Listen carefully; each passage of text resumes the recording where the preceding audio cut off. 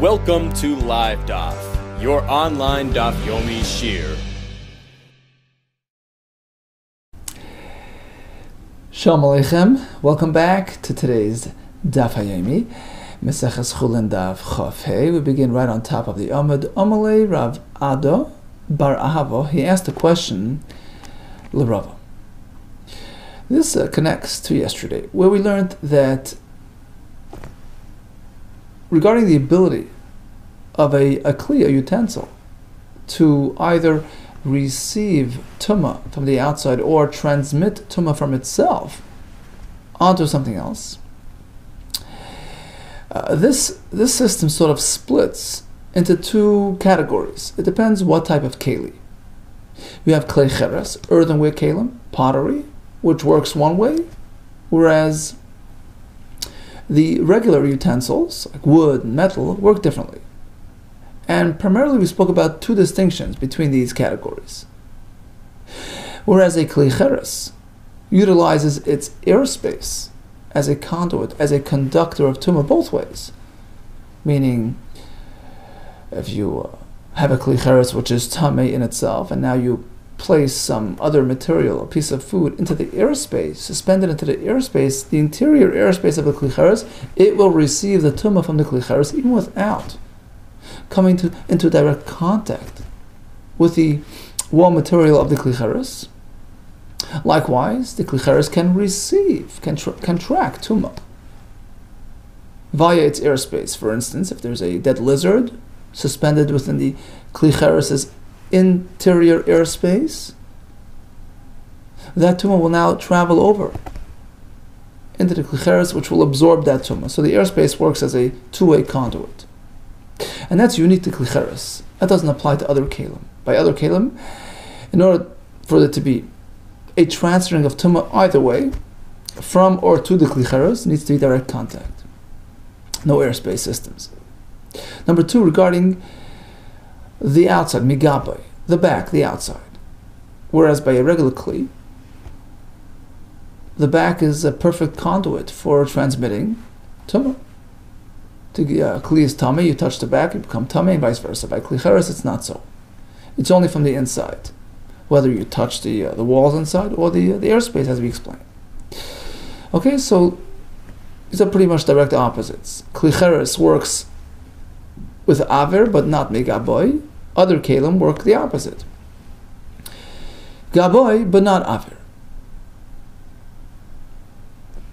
So today we'll explore further, the sources of these halachis. Amalei Rav Ado Bar Ahavo L'Rava. So we have established yesterday that, by kli cheres, aver is a conduit. Aver, airspace, is a transmitter. But the Mishnah explains that that's only aver. But gaboy, the back, that doesn't work by kli cheres. V'yei kli cheres mitamei gaboy. Why can't the kli cheres also receive tumah from its outside? Mikal v'chaim, based on kal v'chaim.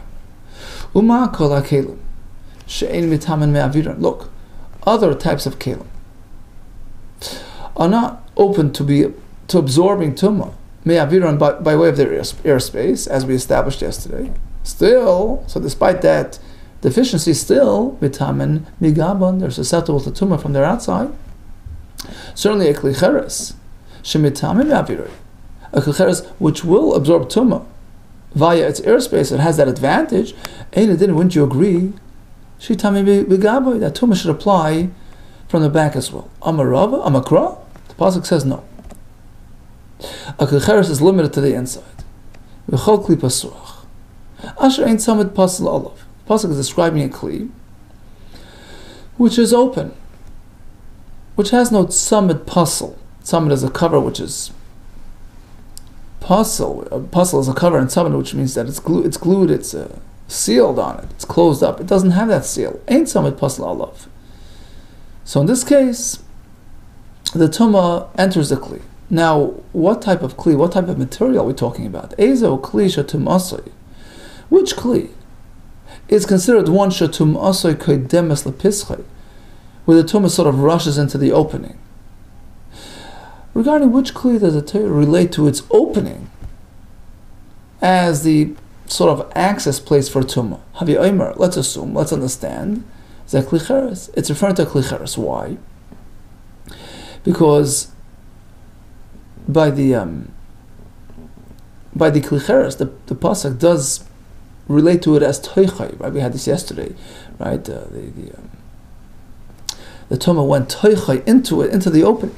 So this type of descriptive term, this type of reference, evidently is a klicheres. Havi omer is a klicheres. We conclude that it's a klicheres, and the pasuk is telling us only if it's not sealed, if it's not closed, then tumah can access it. V'chi'ein tzamid pasla olav doesn't have the seal on it. Who the tumah, then it receives tumah. Why? Because the tumah can access it from the inside. It can go in. Hayesh tzamid pasla olav. But if it has the seal, so the inside is locked out, tar. It's immune to tumah. Why? What do you mean? Why can't I just be matame the kli by way of the outside? The answer is it's not going to receive tumah from the outside. So that concludes this point. Okay, so now that we know that a klicheres is matame from aver, but not from the outside. Now let's switch to the other kalim. The other kalim can become tumah from the outside, but not from aver. Why? Perhaps I could suggest that the aver conduit can apply to other kelim as well. Based on kavachem. Uma klicheres since a klicheres which does not accept tumah from the outside, as we just established, still mitamim yavir, it can accept through its aver kol kelim shemitamim begaber, other kelim that can be mitamim from the outside. So it has that advantage, that one up over klicheres. Eina did, wouldn't I assume shemitamim yavir that they are mitamim from the aver as well? Amakra comes the pasuk and rules it out. Aver is unique, it's exclusive to klicheres. Toichai. So the tumah fell into the toichai, the aver of klicheres. Toichai, this toich. Toicha shalzeh, only the interior, the airspace of this, of the klicheres, has the ability to conduct tumah, v'lo toicha shel achar, as opposed to toich of a different kli. So aver does not apply by other kelim. Ask the Gemara, v'hani toicha yadar shinu. But we already utilized the toichai words earlier, yesterday. We used it for Gzera Shava. Right? Just briefly, we had a pasuk that spoke about the tumah falling into the airspace. We had a pasuk speaking about the food item being present inside the klicheres, which was tameh. So one pasuk describes the tumah transmitting to the klicheres, and one how the klicheres, which is somehow tameh, is going to transmit tumah to the food content within it. And the Gemara made a connection. Just like the klicheres has the ability to transmit to its content, even indirectly, even through the airspace, as we proved yesterday from the mustard seeds, right? Likewise, the klicheres will receive tumah from a dead lizard suspended in its airspace. So we need that connection, toichai, to connect the two processes, to learn that it's a two-way deal. So how can we go ahead and use that same word again today to exclude other kalim from this airspace concept? Says the Gemara, actually, arba toich, we have 4 derivations from toich. Because it says toich twice. Now, first of all, it says toich twice, which is extra. And also, it could have just said toich without toichai. So toichai could have been toich. Toichai could have been toich. So we have 4 derivations to learn. Chalu gufei, one for its own sake, for the basic halacha, that the kli can transmit tumah to its content even by way of airspace. One is for the Gzera Shava to connect transmission to absorption, right? And they both work through airspace. The third one is toichai shalzeh. Only the klicheres' airspace works in this manner, as opposed to the interior of another type of kli, another material. There you need direct contact, there's no airspace system. And finally, the next one is toichai v'loich toichai. That although the klicheres will transmit tumah to food which is in its content, in its interior in its airspace, that's if it's directly situated in the outer kli's airspace. But suppose it's teich teichai, which means you have another kli inserted into the kli cheres. Rashi explains the second kli, the interior kli's opening, protrudes above the opening. It goes higher. It rises above the kli cheres, which surrounds it. The interior space of that interior kli constitutes a new interior entity, separate from the outer kli, creates its own environment, its own habitat, and protects its content from being affected by the kli cheres' status. Even if the interior kli happens to be not kli cheres. See, by kli cheres, it's more simple because it's immune from receiving tuma on the outside, so it sort of resists the surrounding environment. But even a kli shetef, a kli that you rinse, Rashi says is a term referring to kelim made of other materials. You see, a kli cheres, when it comes tummy, you got to break it. You can't do it in the mikveh. Whereas a kli shetef, another kli like metal and wood, once it becomes tummy, you immerse it in the mikveh. So that's the term kli shetef. It's rinsed. It's just a term referring to other kelim made of other materials. So even that type of keli can resist the effect of the kli cheres if it's embedded within the kli cheres, and that's learned from teichai, food within the kli cheres itself, as opposed to sitting within another kli that's sitting in the kli cheres. Okay, so bottom line is we have our exclusion. We learn from this pasuk that the idea of aver only applies to kli cheres and not to other kelim. Finally, says the Gemara, okay, so a kli cheres works with aver, and it's also resistant from the outside. Other kelim do not have the aver system, and any sort of contact, whether you touch them from inside, from outside, the tumah transfers. Why? Ask the Gemara, perhaps other kelim are also resistant from the outside. The only way to transfer tumah is by touching the inside, the actual inside material of the kli. Only inside, not on the outside. Why would I say that? Based on kli cheres. Since the kli cheres, which is open to the aver system, but still is resistant from the outside, other types of utensils, which are not going to be mekabel tumah through aver, wouldn't you agree that can't become tummy from the outside either? Here comes the pasuk and says yes. This protection that the kli cheres has, that it's free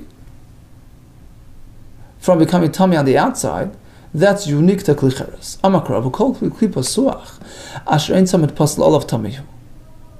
So the kli cheres, which is the subject of this pasuk, as discussed earlier, which is not sealed, its opening is not sealed, which allows tumah to get through, tamihu.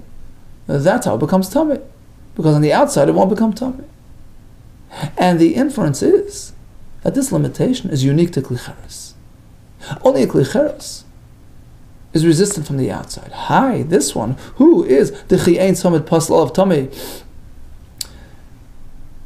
that if it has no seal, the opening is open, the tumah can get in. That's how it becomes tummy. Hayesh samid pasal olav, but if there's a seal on it,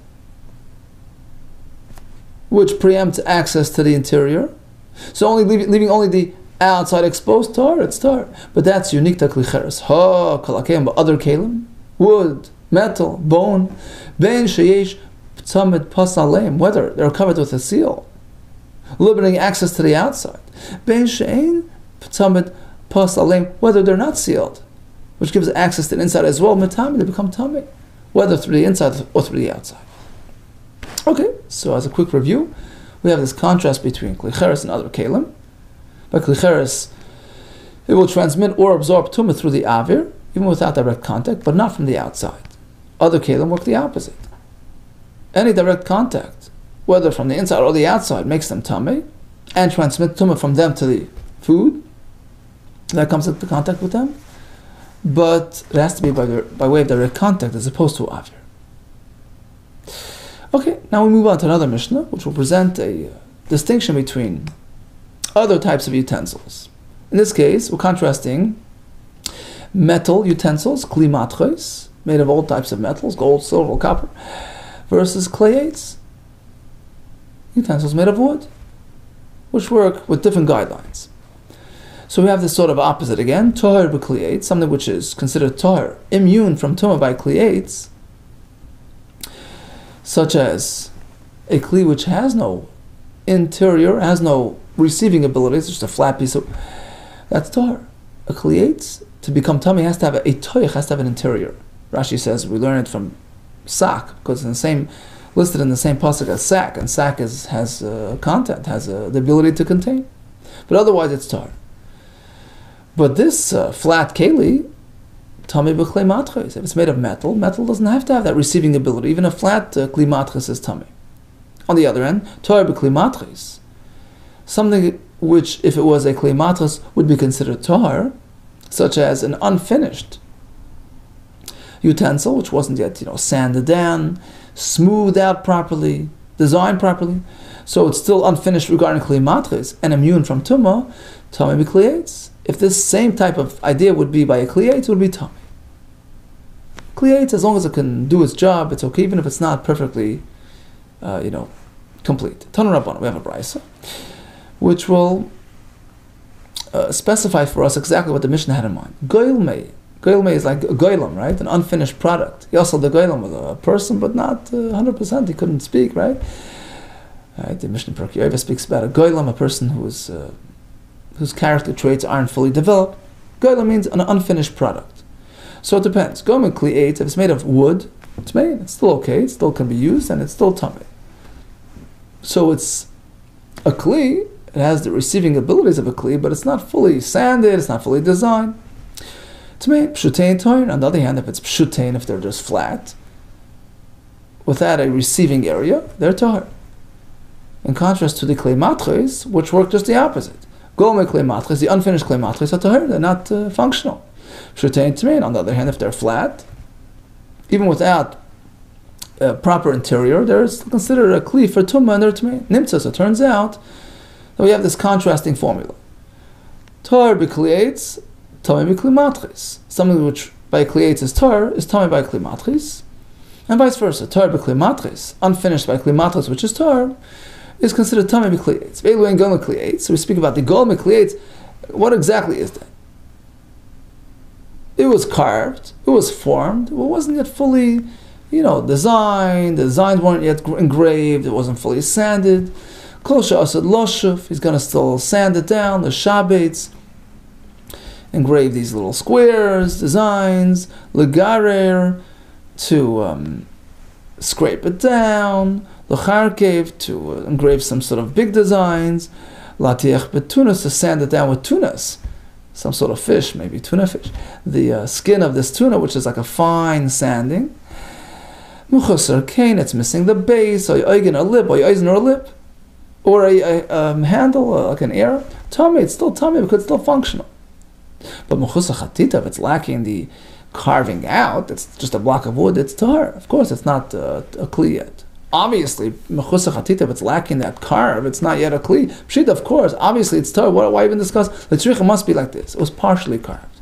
The chak, he carved kfiza, a small carving, a small containment area, which is 3 lug, bekava, in a block which was intended for a kav. A kav is 4 lug, kfiza is 3 lug. So he carved out 3/4 of the intended, size. It's not yet finished. But it can already contain. The answer is no, it's not the way it's meant to be.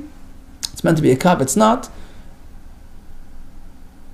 We don't consider it a finished utensil. Veilu and golmi kli matris. How do you describe the unfinished kli matris? Similar to the kliyates, kol she'asad lashav, intends on still sanding it down, l'shabates, engrave some little squares, l'garer, to scrape it down, l'charker, to other types of engravings and designs, l'akash b'kurnis, to flatten it out with a hammer, smooth it out with a hammer, m'chusaken, it's missing a base, or a lip, or a handle, tar. M'chusakisi tummy. But if it's merely lacking the cover, it's tummy. Because it's pretty much finished, that doesn't take away. So we have this contrast between the unfinished clayates, which are makabel tumah, but by the matchis not. What's the difference? Finished is finished, unfinished is unfinished. Ma'ishna hani or ma'ishnani, what's the difference if it's made of this material or that? If it's unfinished, it's unfinished. Rabbi Yechon Amar, he says like this.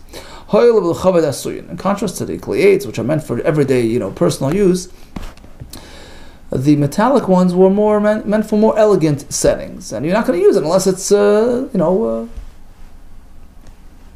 fully designed. So until that happens, it's not considered a finished utensil for its own purpose, for its own respective function. Rav Nachman Amar, a different twist. Since they're more of the expensive variety of utensils, so he's not going to sell it until it's fully, designed. Might be not any difference between the two reasons. A difference will be a material that exhibits one element and not the other. Clay etzem, something made of bone. So expensive it is, but it's not considered, on the elegant track. So according to Rav Nachman, that's about value, so if it's unfinished, it's not going to work yet.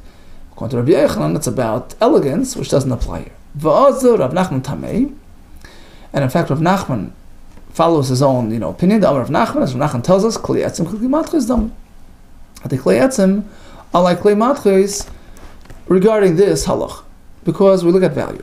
Michlal, so you mean to say the Klei etzem makabel tumah, that Klei etzem are makabel tumah? I mean, that's the premise we're working with. Bone is makabel tumah. Where do we find bone in the pasuk? Torah speaks about metal, wood. And yep, here it is. The Sanya, Rabbi Shmuel b'nai.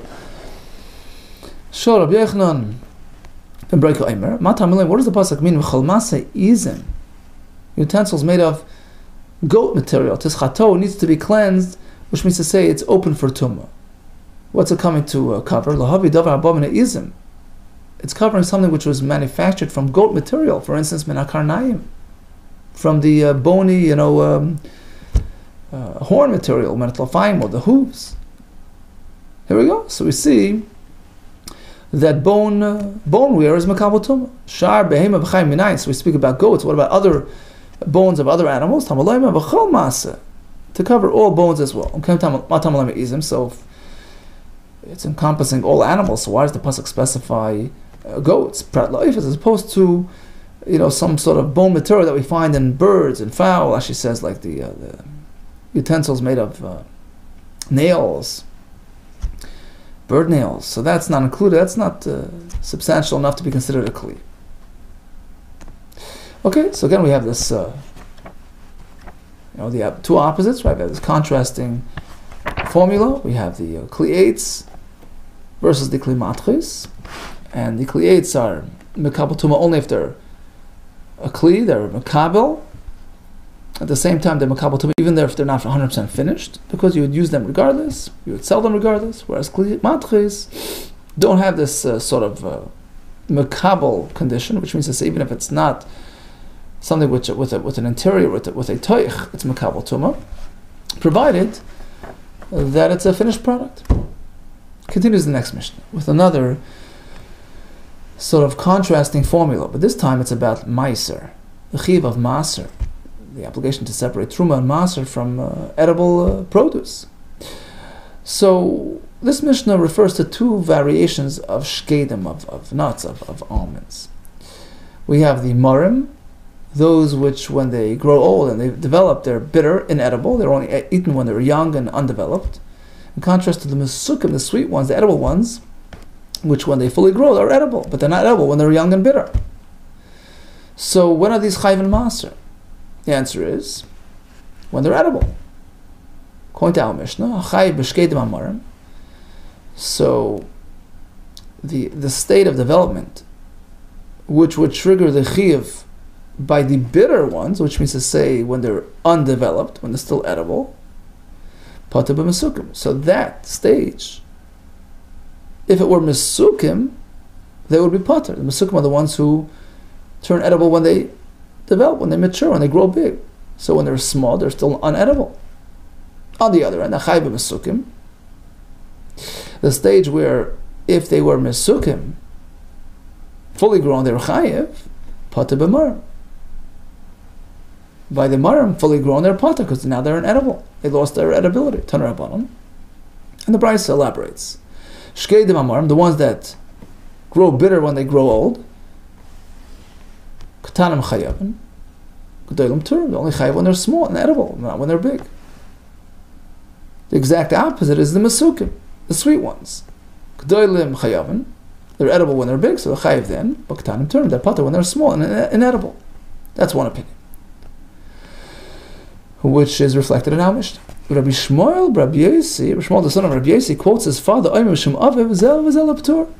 actually, both mini types are pater, even the ones that are edible. They're not developed, they're not chayav,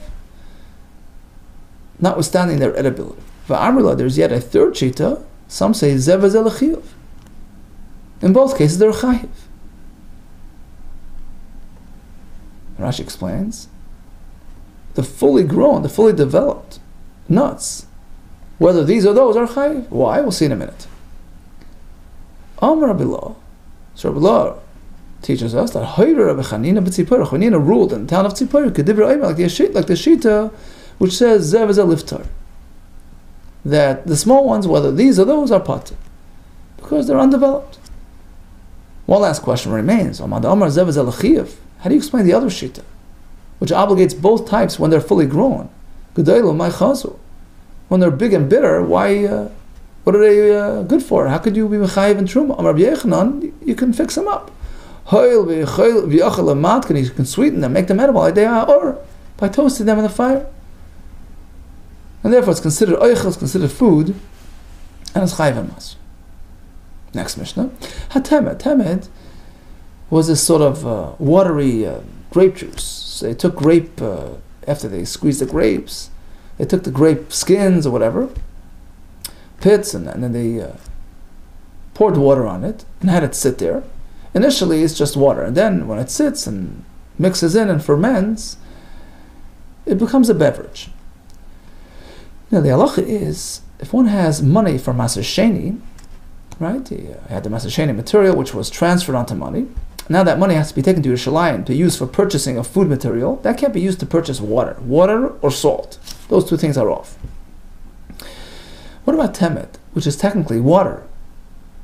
Can that be purchased using Maser Sheni money? It depends. HaTemed, says the Mishnah, before it ferments, while it's still fresh and watery, it's like water. You cannot use Maser Sheni money to buy it in CHULLIN. However, once it ferments, it turns into a beverage, it's like wine, and then you could buy. The second halacha regarding Temed is, mikvah. At this early stage, before it ferments, it will disqualify a mikvah if it gets mixed in. Halacha is, if you have a mikvah which is not yet fully topped off to 40 sa'ah, it's only 39 sa'ah, and in falls in a barrel, a bucket of 3 lug of water, it disqualifies the mikvah, provided that it's water. Wine wouldn't have that effect. Temed, what status does it have? Wine or water? It depends. At this early stage, it's water, so it can disqualify the mikvah. However, mishehichmitz, so in contrast to the previous Mishnayos, where we sort of contrasted two different things, this type of kli versus the other kli. Here, we're going to focus on one product, one item, and discern the differences between the different stages within that item. So before it turns into chaymet, before it ferments, it has one status. It's water regarding Maser Sheni, regarding mikvah. Mishehichmitz, once it ferments, its status changes. It gets transformed and it's categorized as wine. You can buy it with master money, and since it has a status of wine, if it drops into the mikveh, it doesn't disqualify it. Next halacha. So we have brothers who inherited their father's herd, his animals, and they partnered. They joined together as a partnership. What status do they have? Now, regarding maser behema, which is the obligation to separate the 10th animal, every 10th animal, use it as a carbon, bring it as a carbon. So the halach is that if it's owned by a single owner, it's chayiv and maser behema. But if it's a joint partnership, if it's a shutfus, that herd is not chayiv and maser behema. It's halacha. We learn it from a pasuk. Lacha. Rashi said lacha has to be privately owned by one person as opposed to a partnership. So what happens if the two brothers inherited their father's herd and they partnered? So it depends. If they divided the herd and then they joined together as a partnership, It's like any other partnership, and they're pater from Masa Behema. But if they haven't yet divided the property, it's still sort of their father's estate. It's called Tfusas Habayis, so it's technically not a partnership. So in that case, they're chayiv Masa Behema. Another halacha that pertains to this distinction: kolboin. Kolboin is that service fee that they pay annually when you give the machzas hashekel. You have to add that kolboin, that service fee. That's only if you're bringing for yourself, but let's say you're bringing on behalf of somebody else. So then they give you that discount, there's no service fee. So back to our story of the brothers who inherited their father's estate. If they divided and then came back together as a partnership, so each to his own, each one's giving his own chiyuv, fulfilling his own, dispensing his own chiyuv of machzas shekel, and of course you have to add the service fee. But if it's still undivided material, it's still the father's estate, so it's considered like the father, and they take money from there and contribute it to the machzas shekel fund. It's like their father's doing it on their behalf. Interesting. It still relates to their father, even if there is passing. It's like it's the father's estate, in which case they get that discount. Like any father who pays on behalf of his children, there's no kolboin.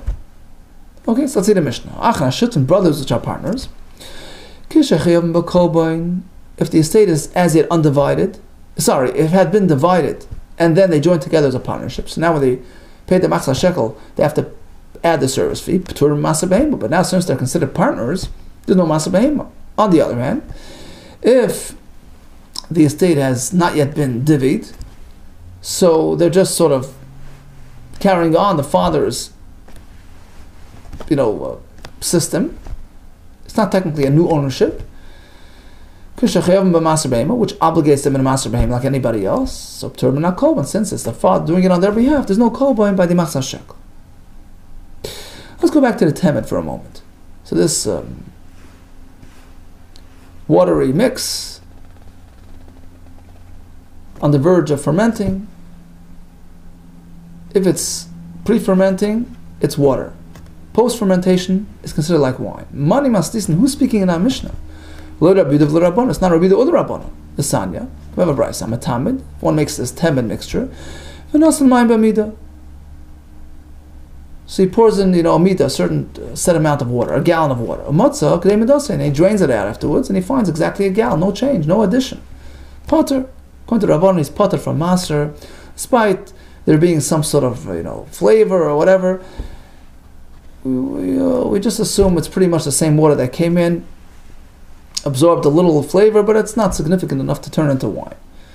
For Rabbi Yehuda Machayev, he says, despite the fact that it hasn't really added much here, apparently there isn't much wine material here, but nevertheless, since it absorbed the flavor and the taste and it got tinged, it has the status of wine.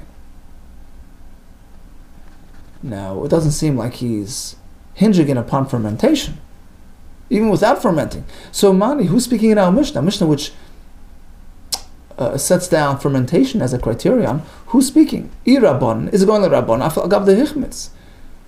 According to them, even if they ferment, it's still water. Irabido according to Rabbi Agav the hichmitz, even without fermentation. Amar Nachman Ravua. We turn to the next amud. B'she hichmitz. Machlokes. Umasis and Rabbi Yehuda. He says you're right. This machlokes, meaning this that Rabbi Yehuda regards it as wine, that's provided that it fermented. Of course, if it's not fermented, he agrees it's water. So according to Rabbi Yehuda, there is that precondition. Masnisin, our Mishnah, which likewise sets forth, establishes that as a precondition. Rabbi Yehuda is speaking. Likewise, he learns machlokes is only once it ferments, which is exactly as per our Mishnah. Okay, all the best to you, and atzlacha.